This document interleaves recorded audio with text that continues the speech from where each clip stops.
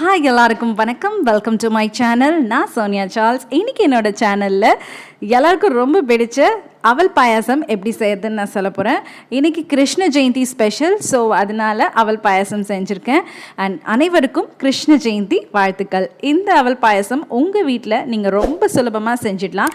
உங்கள் வீட்டில் இருக்க சிம்பிள் இன்க்ரீடியன்ஸே போதும் இதை செய்கிறதுக்கு.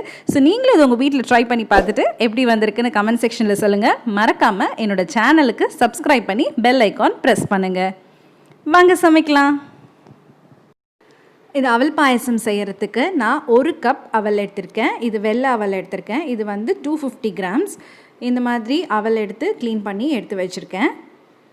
ஸோ இதுக்கு ஃபஸ்ட்டு வந்துட்டு வெல்லத்தை உருக்கி வச்சுக்கணும், தண்ணியில் கரைச்சி வச்சுக்கணும். அதுக்கு நான் 3/4 கப் வெல்லம் எடுத்திருக்கேன். 1 கப் அவலுக்கு 3/4 கப் வெல்லம் கரெக்டாக இருக்கும். இதில் நான் ஒரு 1/2 கப் தண்ணி சேர்த்து இது கரைஞ்சால் மட்டும் போதும், கம்பி பதம்லாம் வர வேண்டாம். ஜஸ்ட் இதை கரைச்சி மட்டும் வச்சுக்கிட்டா போதும். சிம்மில் வச்சு இதை நான் கரைச்சி எடுத்துக்கிறேன். இப்போ இந்த வெண்ணெய் நல்லா கரைஞ்சிடுச்சு. இப்போ இதை வடிகட்டி எடுத்து வச்சிடுறேன். இது பாருங்கள், இந்த மாதிரி வடிகட்டி எடுத்து வைக்கும்போது அதில் இருக்க அந்த தூசியெல்லாம் வந்துடும். அவ்வளோதான், வெல்லம் வடிகட்டி எடுத்து வச்சாச்சு. இது நல்லா ஆற வச்சிடணும். அடுத்து ஸ்டவ்வில் ஒரு பேன் வச்சுட்டு அதில் நான் 2 டேபிள் ஸ்பூன் நெய் சேர்க்குறேன்.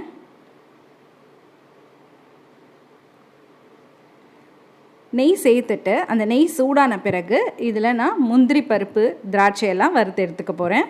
ஃபஸ்ட்டு நான் இதில் முந்திரி பருப்பும் பாதாமும் சேர்த்துருக்கேன். இதெல்லாம் லைட்டாக கோல்டன் ப்ரௌன் வர அளவுக்கு நல்லா வறுத்து எடுத்துக்கணும்.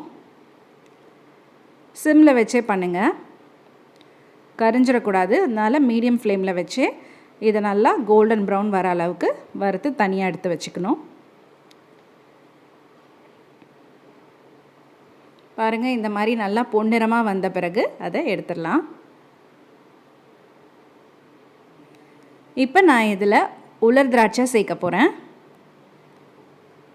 உலர் திராட்சை சேர்த்துட்டு அது நல்லா உப்பி வரும்போது அதை எடுத்துட வேண்டியதான். பாருங்கள், இந்த மாதிரி நல்லா ப்ரௌனாக வரும். அப்போ இதை எடுத்து வச்சிடணும். இப்போ இதே நெய்லியே நான் வச்சுருக்க 1 கப் அவலை சேர்த்து வறுக்க போகிறேன். இது வந்து நல்லா ஒரு ப்ரௌன் கலராக வர அளவுக்கு வறுத்துக்கணும். ஒரு 3லேருந்து 4 நிமிஷத்துக்கு இந்த மாதிரி வறுத்து எடுத்துக்கணும்.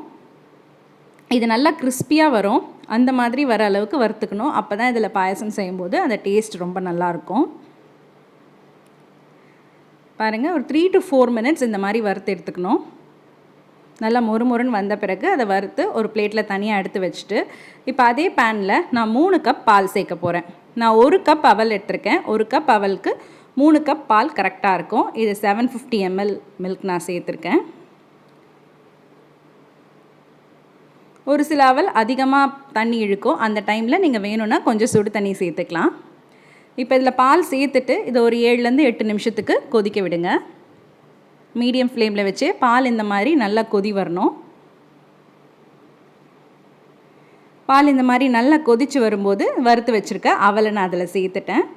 இந்த அவல் சேர்த்துட்டு இதை ஒரு 5லேருந்து 6 நிமிஷம் நல்லா வேக வைக்கணும். உங்களுக்கு இன்னும் கொஞ்சம் தண்ணி தேவைப்பட்டால் நீங்கள் வந்துட்டு பால் சூடு பண்ணி சேர்த்துக்கலாம். அப்படி இல்லைன்னா தண்ணி சூடு பண்ணி சேர்த்துக்கலாம். இதை ஒரு 10 நிமிஷம் நல்லா வேக விடுங்க. இந்த மாதிரி மூடி போட்டு வேக வைக்கும்போது இன்னும் நல்லா சீக்கிரமாக வெந்துடும். இப்போ ஓப்பன் பண்ணி பார்த்துடலாம். அவல் நல்லா வெந்துருச்சு. இந்த ஓரமாக ஆடை கட்டியிருக்கிறதெல்லாம் எடுத்து விட்டுருங்க. இப்போ அவல் நல்லா வெந்துருச்சு. இந்த டைமில் நான் வெல்லம் கரைச்சி வச்சுருக்கதை அதில் சேர்த்துட்றேன். அது சேர்த்து அதை மிக்ஸ் பண்ணி ஒரு 2லேருந்து 3 நிமிஷம் அதை கொதிக்க வச்சா போதும். ரொம்ப நேரம் கொதிக்க வைக்க வேண்டாம். ஒரு 3 நிமிஷம் கொதிச்சா கரெக்டாக இருக்கும். அதை சேர்த்து அதை நல்லா மிக்ஸ் பண்ணி விட்டுருங்க. இப்போவே அதோடய ஃப்ளேவர் அவ்வளோ அருமையாக இருக்குது. இப்போ நான் ஒரு 2 ஏலக்காய் தட்டி அதில் சேர்த்துக்கிறேன். அதை சேர்த்துட்டு அதை மிக்ஸ் பண்ணிவிட்டு நான் வறுத்து வச்சுருக்க முந்திரியும் திராட்சையும் சேர்த்துருக்கேன். அதை சேர்த்து அதை நல்லா மிக்ஸ் பண்ணிவிட்டு ஸ்டவ் ஆஃப் பண்ணிட வேண்டியதான். அவ்வளோதான், அவல் பாயாசம் இப்போ தயாராகிடுச்சு. இது பாருங்கள், உங்களுக்கு எடுத்து பார்க்கும்போது அந்த பர்ஃபெக்ட் கன்சிஸ்டன்சியில் இருக்குது. இது ரொம்ப கெட்டியாகக்கூடாது, இந்த மாதிரி எடுத்து சாப்பிட்ற மாதிரி இருக்கணும். இதுதான் இது கரெக்டான கன்சிஸ்டன்சி. இந்த டைமில் ஸ்டவ் ஆஃப் பண்ணிவிட்டு சர்வ் பண்ணிட வேண்டியதுதான். இது அவ்வளோ அருமையான டேஸ்ட்டில் வந்துச்சு. நீங்களும் உங்கள் வீட்டில் இந்த அவல் பாயசத்தை ட்ரை பண்ணி பாருங்கள். எப்படி வந்திருக்குன்னு கமெண்ட் செக்ஷனில் சொல்லுங்கள். உங்களுக்கு இந்த வீடியோ பிடிச்சிருந்தா வீடியோ லைக் பண்ணி ஷேர் பண்ணுங்கள். மறக்காமல் என்னோடய சேனலுக்கு சப்ஸ்கிரைப் பண்ணி பெல் ஐக்கான் ப்ரெஸ் பண்ணுங்கள். தேங்க்யூ.